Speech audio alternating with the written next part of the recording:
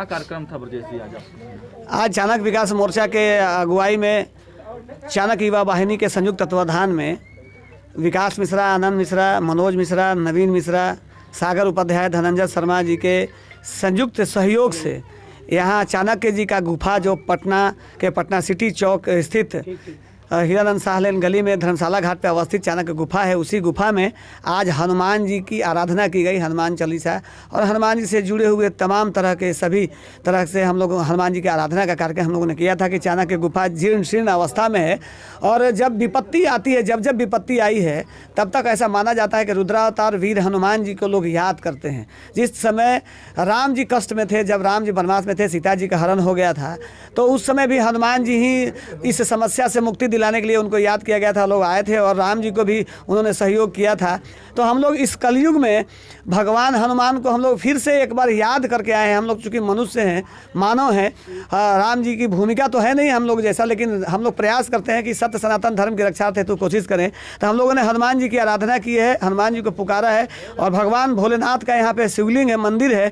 दोनों रुद्रावतार के बीच में एक रुद्रावतार पहले से थे, एक नए कलयुग के रुद्रावतार जिनको आज भी जगह जगह पे आप हनुमान जी की मंदिर देखते होंगे। और अभी देखिए पूजा समाप्त होते होते ही हनुमान जी कहीं पहुंच चुके हैं। तो ये एक सुखद संदेश है और चाणक्य गुफा का जीर्ण व्यवस्था को दुरुस्त करने में, चाणक्य गुफा की रक्षा करने के लिए एक जिम्मेवारी तरीके से, चूँकि हनुमान जी को तो हम कोई आदेश निर्देश नहीं दे सकते हैं लेकिन उनसे आग्रह कर सकते हैं। इसीलिए आज हम लोगों ने आग्रह करते हुए यहाँ पे एक फ्रेम हनुमान जी का एक लगाया है, क्योंकि अब चाणक्य गुफा की रक्षा अब चाणक्य विकास मोर्चा और चाणक्य युवा वाहिनी ही नहीं बल्कि वीर हनुमान जी भी अब करेंगे। और यहाँ के स्थानीय लोगों का भी सहयोग मिलता रहा है। रमेश चंद्रा जी हैं, धर्मेंद्र यादव जी हैं, विभिन्न भाइयों का सहयोग यहाँ मिलता रहा है और हम लोग बहुत जल्द कोशिश करेंगे, क्योंकि जो गंदगी का अंबार है, कई भाइयों ने आज घोषणा किया है कि कोई 5,000 देगा, कोई 5,000 देगा, कोई 1,000 देगा, कोई 10 बोरा सीमेंट देगा, तरह तरह से लोग सहयोग, कोई श्रमदान की बात कर रहा है। तो अब ये बातें धीरे धीरे बढ़ी हैं आगे और अभी जो गंदगी व्याप्त है निश्चित तौर पर यह सुधार होगा। हमारे भाई हम लोग के अभिभावक सत्यनारायण मिश्रा जी, उनके पुत्र यहाँ मंदिर में अपना कलाकारी करके, अपना पेंटिंग वगैरह करके उन्होंने इस जगह को सुरक्षित संचित करके रखा है। अब हम लोग मिलजुल के प्रयास करेंगे तो निश्चित तौर पर एक सुखद और मजबूत संदेश जाएगा और यही कार्यक्रम था आज का। सरकार ने भी इसको पर्यटन स्थल का दर्जा दिया है, तो इसको लेके क्या नहीं बिहार हुई है उनसे? नहीं बिहार सरकार ने सहयोग है क्या? नहीं, बिहार सरकार ने कोई पर्यटक स्थल का दर्जा नहीं दिया है। पर्यटक स्थल का दर्जा दे दिया गया होता तो शायद इस तरह की व्यवस्था नहीं होती, बहुत दुरुस्त हो गया होता। पर्यटक स्थल के दर्जा के लिए जो चाणक्य विकास मोर्चा का मांग था, जिसको बिहार विधानसभा में राजेश्वर राज विधायक ने उठाया था, उस समय तत्कालीन मुख्यमंत्री जीतन राम मांझी ने एक निर्देश जारी करते हुए पर्यटन विभाग को एक पत्र लिखा था और पर्यटन विभाग ने जिला पदाधिकारी पटना को पत्र लिख के 10 बिंदुओं की जानकारी मांगी थी कि पर्यटक स्थल दर्जा करने के लिए इन मानक की पूर्ण विस्तार आप हमें समर्पित करें।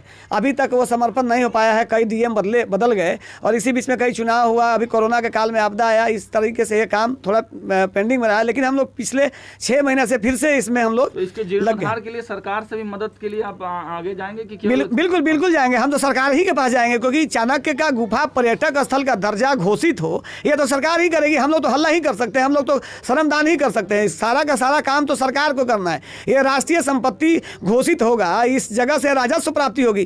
कई विषयों पर शोध करने वाले लोग, चाणक्य पे शोध करने वाले जो PhD के छात्र हैं वो भी यहाँ आते हैं और वो यहाँ आके अगर 4-5 कमरा अगर बन जाता है तो यहाँ रह के शोध कर सकते हैं। चकलसवालिया का एक यहाँ अंग्रेज रहा करता था, इस बात की चर्चा सब लोग जानते हैं।